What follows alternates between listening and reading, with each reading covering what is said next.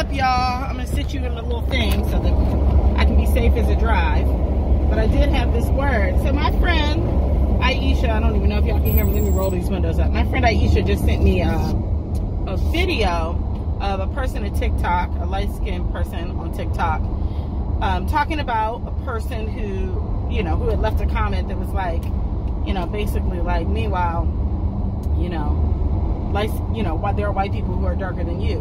And it was apparently an attempt to, like, you know, invalidate or to, you know, I don't know what the, actually, let me not say it. I don't know what the context of the comment was. The poster was receiving it as an attempt to invalidate her experience as black because she was light-skinned. Here's what I want to get into. Again, I'm going to get into the nuance because there's a really important conversation around colorism that is happening in the community right now and amongst black people. It is essential and it is necessary. It must happen. We must dismantle colorism and our relationship and value of proximity to whiteness as you know, hierarchically better, right, than darkness, in all the ways that we materially and psychologically and socially rank those identities. We got to grapple with that inside of not just blackness, because all of it sits on the foundation of a global anti-blackness that permeates culture and geography and identity. It's the same mechanism operating in India, right, inside of caste systems.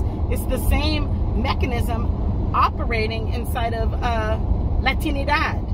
It's the same mechanism, and all of it sits on top of the foundation of global anti-blackness, and we need never forget that. However, what we also need never forget, lest we fuck up this conversation, is that all of it is a function of white supremacist delusion, a creation of white supremacist delusion. And what I am noticing is happening that worries me is that there's a way in which people who are like, well, I don't fuck with white people, are having the conversation while forgetting, oh, somebody's entire something fell open and there's a whole bunch of trash on the street, which is rare here. So I was like, what is happening? Somebody's like binder blew on the freeway. Anyway, having a conversation about colorism and ignoring it as a function of white supremacist delusion will have you treating other black people as the author, right? And while indeed many light-skinned people are the agents of colorism, they are not the authors of colorism. And you can always replace an agent. You can always replace an agent. You have to actually fuck with the author if you want a thing undone. If you want what was written unwritten, you actually have to go to the source. And I find that there's a way in which we are getting caught up in this conversation, which is like, well, now people aren't black if they weren't like if you're not dark enough. Like, and you know, my friend Amber Abundance had an amazing video about colorism where she was like, you know, there are times where you're not black enough for the assignment. And I 1,000,000,000% co-sign that, right? That's about actually understanding context. That's about understanding when you are inside of a worldview that does not, that takes up more space than what your lived experience should allow. That's real. And that's actually about understanding where you fall in a ladder of bodily hierarchy. This is why I talk about bodily hierarchy as a conceptual framework for us to fuck with, because if you can understand where you are, then you can also understand that there are people below you.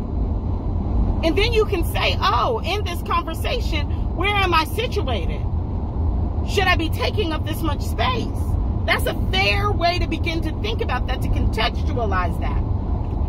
But at the same time, just because you are not black enough for a conversation, whatever that conversation may be, doesn't mean you are not black. it doesn't mean that you don't have a contextual experience that still is sat on the foundation of white supremacist delusion. I think we forget that for a lot of light-skinned people, particularly if you're a light-skinned person, you know, raised amongst white people, you black. You're the blackest thing they've seen, and you are treated like a nigger. And I'm never, ever, ever going to erase that. I live in Aotearoa, and Maori, the indigenous people of this land, are considered black by white people. They call them black pejoratively. Why are they black? Because ain't no black people here. They the blackest thing here, right? And so inside of a white supremacist delusion, blackness is only a scale in relationship to other blackness, but whiteness doesn't care about blackness's relationship to other blackness. Whiteness only cares about blackness's relationship to itself. And so consequently, it authored colorism as a further way to exploit its own power. And so it's really important that we don't begin, if you are seeing this conversation of colorism as, you know, light-skinnedness being equivalent to whiteness, you gonna fuck up and miss the major player. You gonna fuck up and miss the author. Because until you undo the author, you will just be playing a shell game with agents, right? Because the truth of the matter is, there are institutional ways in which we have all been enlisted to uphold white supremacist delusion. All of us. Every single, the blackest, fattest, darkest, queerest human being on this planet has been indoctrinated to uphold white supremacist delusion. And so the work is to be like, how have I been an agent? And that's the work for all of us to do internally. Where have I been an agent of this system? Right?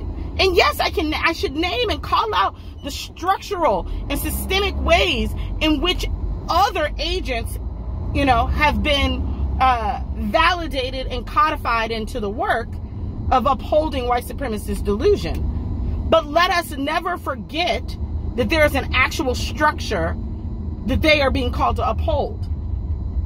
And that is white supremacist delusion. And at the end of the day, white supremacist delusion will sacrifice anybody to maintain itself. Anybody. And so absolutely, inside of our own community, let's absolutely disentangle and de-indoctrinate ourselves from the systems, right? From the systems of white supremacist delusion.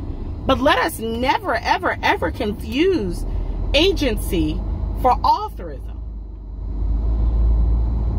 Let us never get it twisted that the people who are acting as agents of white supremacist delusion inside of our own communities did not create it and cannot undo it.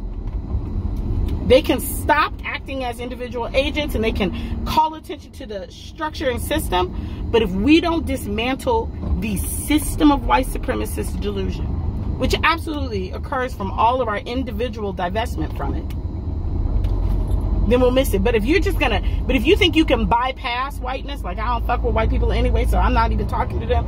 If we're doing that, you're gonna fuck around and leave the author in place, and the author will just hire new agents. So that's what I wanted to say on that. I ain't dropped one of these in a long time. Bless you. I hope everybody's well. Holding solidarity with indigenous people in this as they continue to be in their National Day of Mourning. Love y'all.